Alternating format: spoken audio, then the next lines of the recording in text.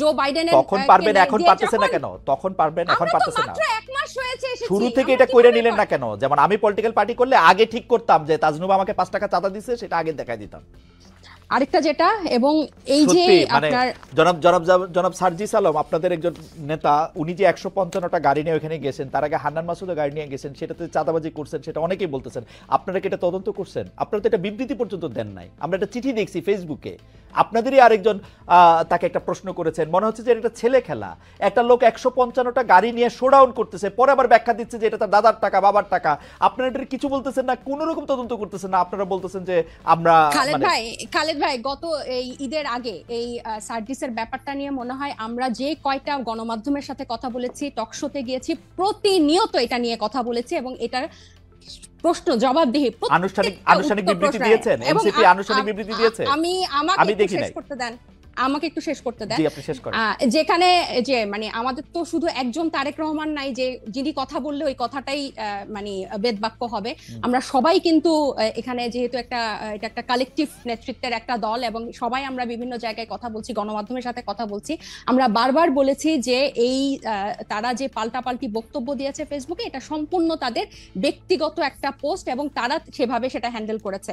আমি আরো বলি যে আপনি আমাকে যে কথাটা শেষ করতে দিলেন না, তো এই যে বিভিন্ন জায়গায় যে তাদের এই সহিংসতা এবং তাদের যে স্থানীয় পর্যায়ে নিয়ন্ত্রণ নাই, এটা স্বয়ং তাদের দলের যে তারেক রহমান সাহেব, উনি নিজেও কিছুদিন আগে, এই 2-1 দিন আগে, ঈদের আগে একটা বক্তব্যে বলেছেন যে যারা এরকম করছেন তাদেরকে উনি ডিজোন করেন বা টানতে পারেন না। সো এটা প্রমাণিত যে তাদের স্থানীয় পর্যায়ে তাদের ইয়াটা নাই, কন্ট্রোলটা নাই, এবং নিজে উনি এই কথা স্বীকার করেছেন। আর আমাদের দলের সাথে যে আপনারা বিএনপির তুলনা করছেন, এটা এই কারণে আমি বলবো যে আমরা এখনো সাংগঠনিকভাবে ওভাবে বিস্তার লাভ করি নাই। নতুন একটা রাজনৈতিক দলে অনেকেই কিন্তু শেল্টার নিতে চাইবে বা নাম ভাঙিয়ে এটা করতে চাইবে, কারণ এই যে এইগুলো কিন্তু এই 1 মাস আগে আমরা এসে নতুন করে তৈরি করি নাই, বরং এই পুরনো রাজনৈতিক অপসংস্কৃতির মধ্যে আমরা এসে জন্ম নিয়েছি। সো এখন আমাদের উপর দায়িত্ব এসব রাজনৈতিক অপসংস্কৃতি পরিষ্কার করা এবং ফেরেশতার মতো বিহেভ করা। সো আমরা কিন্তু যথেষ্ট অথবা আপনার দায়িত্ব, ডক্টর জাবির, অথবা আপনাদের দায়িত্ব হচ্ছে ওই সংস্কৃতিটারও বেশি করে করা। একটু খালেদ ভাই আমি শেষ করি। ওই সংস্কৃতি বেশি করা না, ওই সংস্কৃতির বিরুদ্ধে কথা বলা। আমরা এই রাজনৈতিক অপসংস্কৃতির বিরুদ্ধেই কথা বলতে চাই, এবং এটা শুধু বিরুদ্ধে কথা বলা না, আমরা এটা চর্চাটাও করতে চাই। এবং আপনি যখন বলেন যে গণ অভ্যুত্থান, বা আপনারা যখন বলেন যে গণ অভ্যুত্থান এই কোটা বিরোধী আন্দোলন দিয়ে শুরু হয়েছিল, ছাত্রদের ডাকে হয় নাই, এটা গত 15 বছর বিএনপি নির্যাতিত হয়েছে, এটা যেমন সত্য।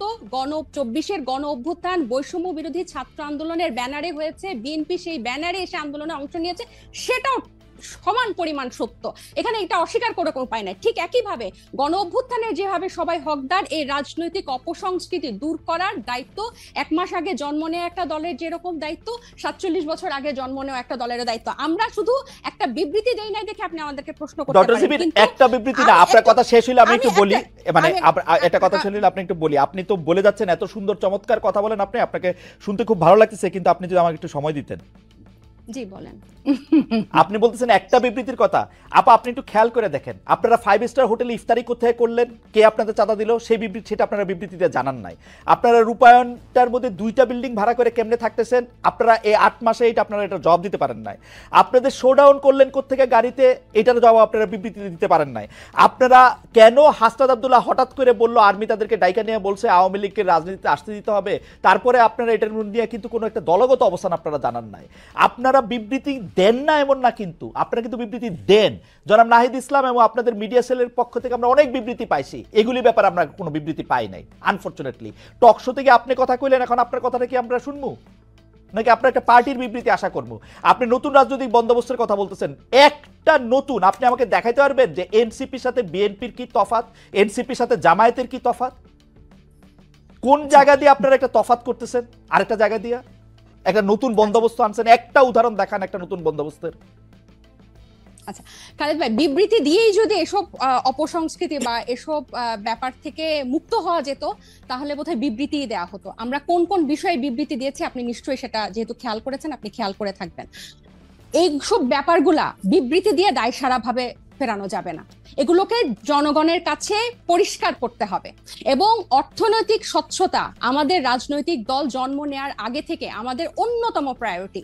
শুধু বাংলাদেশে কোন রাজনৈতিক দলের এই গত 53 বছরের রাজনৈতিক সংস্কৃতিতে অর্থনৈতিক স্বচ্ছতা কখনো কোনো রাজনৈতিক দল দেখায় না। এবং আমরা জন্ম নেওয়ার আগে থেকেই এই আলোচনা, আপনি যে 8 মাস বললেন, জন্ম নিয়েছে 1 মাস আগে, এর আগে থেকে আমরা যখন এই প্রক্রিয়ার মধ্যে ছিলাম, এটা ছিল আমাদের অন্যতম প্রায়োরিটি। আপনার একটা জিনিস, একজন ব্যক্তি একটা রাজনৈতিক দলের একজন দুজন কিছু করবে, সেটাকে ডিফেন্ড করে একটা বিবৃতি দিয়ে কিন্তু ব্যাপারটা থেকে দায়সারা হওয়া যাবে না।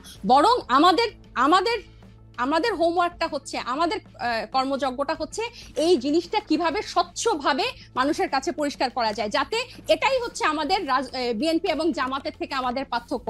বিএনপি এবং এই যেসব রাজনৈতিক দল স্টাবলিশ ছিল, তারা কি শোডাউনের রাজনীতি করে নাই? তারা কি পেশি শক্তি দেখায় নাই? তারা কি আর্থিক প্রভাব প্রতিপত্তি দেখায় নাই বিভিন্ন জেলায়? এটা তো আপনি অনেক অভিজ্ঞ, আপনি অনেক বছরের আপনার অভিজ্ঞতা। আমি বলি, আমাকে শেষ করতে দেন যে এখন এটা থেকে আমরা ডিফারেন্ট কিভাবে হব, যে এগুলোকে আমাদেরকে চেক করতে হবে। বিবৃতি দিয়ে কিন্তু এখান থেকে দায়সারা ভাবে আমরা মুক্তি পেতে পারবো না। এগুলোকে আমাদের অ্যাড্রেস করতে হবে, এগুলোকে ফ্লেক্সিবল করতে হবে, কিভাবে জনগণের কাছে পৌঁছানো যায়। এবং এই ইফতারের কথা এবং রূপায়ণ টাওয়ারের অর্থের কথা আমরা বারবার বলেছি, সেটা টকশো অন্যতম মাধ্যম বাংলাদেশের। না, আপনারা এটা পরিষ্কার বিবৃতি দিতে কি অসুবিধা? বিবৃতি দিতে কি অসুবিধা আপনাদের? বিবৃতি দিতে কি অসুবিধা? ভাই, এটা না কোনো অসুবিধা নাই, কারণ আমরা মনে করেছি, মানে এটা লিখিত কোনো কথা বলছেন না কেন? যে নাহিদ ইসলাম স্বাক্ষরিত একটি বিবৃতি এরকম যে আমরা রূপায়ণ টাওয়ারের টাকাটা অমুক জায়গা থেকে পাই, একটু বলতে অসুবিধা কোথায়? আপনি কি মনে করেন যে বাংলাদেশের যে দমন পীড়নের কালচার এই বিগত দশকগুলোতে ছিল, আপনাদের টাকা দিলে তারা দমন পীড়নের সম্মুখীন হবে? আপনি আমাকে কথা শেষই করতে দিচ্ছেন না, পুরো সেন্টেন্সটা একটু শেষ করি। আপনার কি মনে হয় যে দমন পীড়নের সংস্কৃতি বাংলাদেশের রাজনীতিতে ছিল, আপনি একটা রাজনৈতিক দলকে কারা অর্থ দিল, ডোনেশন দিল, সেটা প্রকাশ করার মতো পরিবেশ এই দেশে বিগত রাজনৈতিক দলগুলো সৃষ্টি করে রেখেছে? একটা সামান্য ফেসবুকে একটা কথা লিখলে সেখানে যেভাবে আমাদেরকে অ্যাটাক করা হয়, সেখানে আপনি মনে করেন যে আমরা আমাদেরকে ইনভেস্ট করে তার নাম প্রকাশ করব? আর শুধু কি একটা রাজনৈতিক দল, শুধু এনসিপি? আমার খুব আশা যে আপনি আপনার কথা নিজেও শুনতে পাবেন এক সময়। আমার মনে হয় যে আপনি নিজেও হয়তো শুনবেন যে আপনি আসলে কি বলতেছেন। এটা আমার একটা আশা আর কি। আপনি অন্যান্য রাজনৈতিক দলের যে অর্থদান মানে ডোনেশন, এটা কি এই মুহূর্তে আমরা বারবার বলতেছি যে আমরা যেভাবে ক্রাউড ফান্ডিং করব বা যেভাবে আমাদের ডোনেশন কালেক্ট করব, এটা স্পষ্ট একটা মাধ্যমে আমরা ট্রান্সপারেন্সির মাধ্যমে এখন পারতেছেন না, তখন কেমনে পারবেন? আপনি তো উন্নত দেশে থাকেন, ওখানে পলিটিক্যাল পার্টিগুলোতে কিভাবে মেইনটেইন হয়, একদম সেখানে কিভাবে মেইনটেইন পরিষ্কার? আমরা কি এটা একটা অ্যাডপ্ট করতে পারি না? আপনি কি জানেন না যে জো বাইডেনের তখন পারবেন, এখন পারতেছেন না কেন? তখন পারবেন, এখন পারতেছেন না। মাত্র 1 মাস হয়েছে এসেছি, শুরু থেকে এটা কইরা নিলেন না কেন? যেমন আমি পলিটিক্যাল পার্টি করলে আগে ঠিক করতাম যে তাজনুবা আমাকে 5 টাকা চাঁদা দিছে, সেটা আগে দেখাই দিতাম।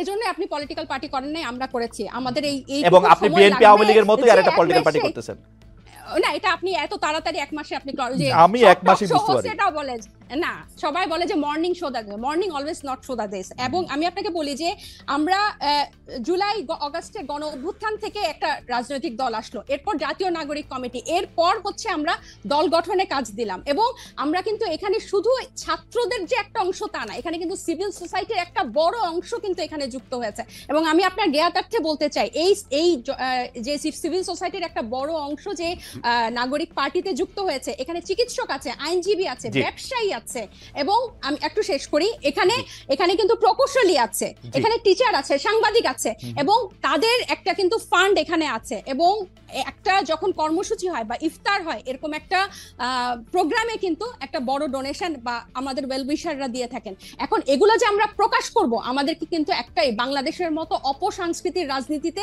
জন্ম নিয়ে হুট করে যে আমরা এটা প্রকাশ করব, আপনি হয়তো 1 মাসে পারতেন, আমরা এটা পারি নাই। এটা আমাদেরকে সময় নিয়ে। ডক্টর জাবিন, আমি একটু বলি, ডক্টর জাবিন ঘোষণা দিয়ে যেমন ধরা যায়, আমার কিন্তু বিশ্বাস যে ডক্টর তাজনুবা জাবিনও এটার মধ্যে চাঁদা দেন, কারণ ডক্টর তাজনুবা জাবিনের এই চাঁদা দেওয়ার ক্ষমতা আছে, সামর্থ্য আছে, এবং তিনি সেটি দেনও। এটা প্রকাশ করলে মানে আমি দলটা করতে পারবো, দলকে আমি চাঁদা দিচ্ছি এটাও বলতে পারবো না, মানে এটা কেমন কথা? অবশ্যই বলতে পারবো, অবশ্যই, কেন বলতে পারবো না? আমরা তো একবারও বলছি না যে আমরা বলবো না। কিন্তু আচ্ছা। যারা একটা নতুন, আমরা তো একবারও বলি না যে খালেদ ভাই আমরা বলবো না আপনাকে, আমি বললাম যে আপনি যেসব উন্নত দেশে থাকেন সেসব দেশে কিভাবে হয়, আমরাও কিন্তু এগুলো বিভিন্ন ফলো করছি এবং আমাদের একটা আইটি টিম হয়েছে কিভাবে এই ওয়েবসাইটটা ডিজাইন করা যায়, যেখানে Okay. টাকা কিভাবে ঢুকবে এবং টাকা বের হবে দেখানো যাবে। কিন্তু 1 মাসের আগে আপনারা যখন এই প্রশ্ন ইফতারগুলো যখন হয় তখন 1 মাসও হয় নাই, ওই মুহূর্তে এটা কিভাবে প্রকাশ করব ওই পলিসি